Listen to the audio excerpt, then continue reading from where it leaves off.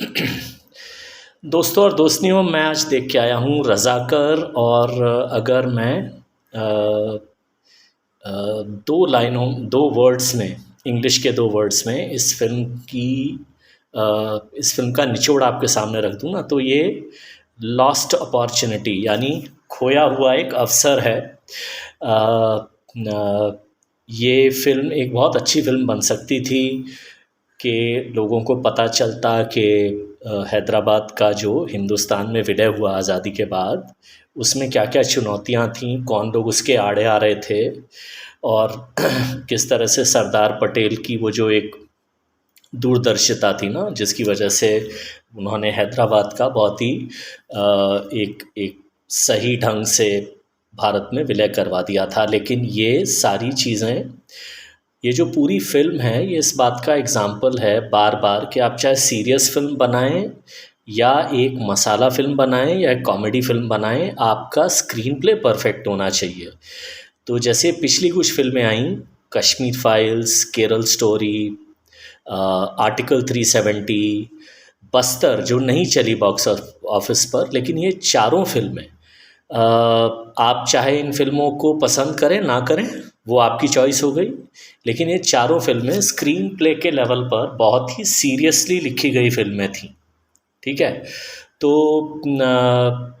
अब मुझे लगता है इन चारों में से किसी एक डायरेक्टर ने अगर इस फिल्म का ज़िम्मा उठाया होता तो शायद ये फिल्म कहीं ज़्यादा अच्छी बन जाती।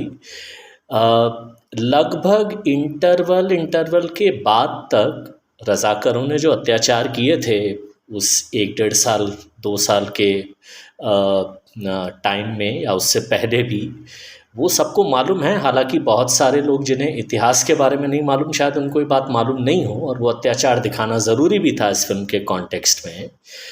कासिम रिजवी की नैरो माइंडेडनेस दिखानी शायद ज़रूरी थी। निज़ाम कैसे उनकी कठपुतली थे, ये दिखाना भी ज़रूरी था। लेकिन कहीं ना कहीं फिल्म जो है उस चीज़ में थोड़ा सा अटक के रह जाती है। 1.5-2 घंटे तक, एक तो 2.5 घंटे की फ़िल्म बनाने की ज़रूरत क्या थी, क्योंकि आप एक अच्छी 2 घंटे की फ़िल्म बना सकते थे। आपने ज़िद पकड़ी कि 2.5 घंटे की फ़िल्म बनाएंगे। और एक दूसरी कमी ये है कि इस फिल्म की, कि क्योंकि ये शायद ओरिजिनल तेलुगु में बनी है और फिर हिंदी में इसको डब करके रिलीज़ किया गया है, तो जो इसके गाने हैं, सिवाय एक वो कैलाश खेर वाला ज़िंदा है तू, बाकी कोई भी गाना पकड़ नहीं बिठा पाता है अपनी, और वो बहुत अटपटे से गाने लगते हैं। मुझे तो लगता है कि अगर गानों को थोड़ा डायरेक्टर एडिट कर देते तो फिल्म की लेंथ भी कम हो जाती। और सरदार पटेल को बस वो एक बार बार थोड़ा सा कैरिकेचर जैसा कर दिया, जो भी था, मतलब वो उनके कैरेक्टर की वो डेप्थ। हालांकि मैं ये ज़रूर कहना चाहूँगा कि तेज सप्रू, जिन्हें हम एक 80s और 90s का बहुत ही फेमस विलन मानते हैं, उन्होंने बहुत अच्छी एक्टिंग की है। उन्होंने मुझे सरप्राइज़ कर दिया। और यही चीज़ें हैं कि कुछ बेचारे एक्टर एक ठप्पे में एक कैटेगराइज हो जाते हैं कि इन्हें वही रोल मिलेगा। अमरीश पुरी का बेटा बनते थे वो बिगड़ा हुआ, या ऐसा ही मतलब गैंग का एक मेंबर बना करते थे। ये उन्होंने दिखाया कि वो कितने अच्छे एक्टर हैं कि काश उन्हें कुछ दूसरे टाइप के भी रोल मिले होते। पर कहानी वही है कि कैसे जब भारत आज़ाद हुआ तो निज़ाम और उनकी रज़ाकरों ने किस तरह से भारत में आने से पहले रेजिस्ट किया, कैसे वो एक अलग इस्लामिक देश बनना चाहते थे। ये कुछ इंटरेस्टिंग बातें हैं जो कुछ लोगों को पता है, कुछ को नहीं। और मैं बार बार कह रहा हूँ कि वो फिल्म बन सकती थी जिसको देखने के बाद मेरे जैसे लोग आके कहते कि भाई जाइए बच्चों को दिखाइए। लेकिन ये वो फिल्म है जो अगर आप मिस भी कर दें तो कोई बुरा नहीं है, मतलब कुछ ख़ास फ़र्क पड़ेगा नहीं। वही है कि ये एक अच्छी फिल्म हो सकती थी।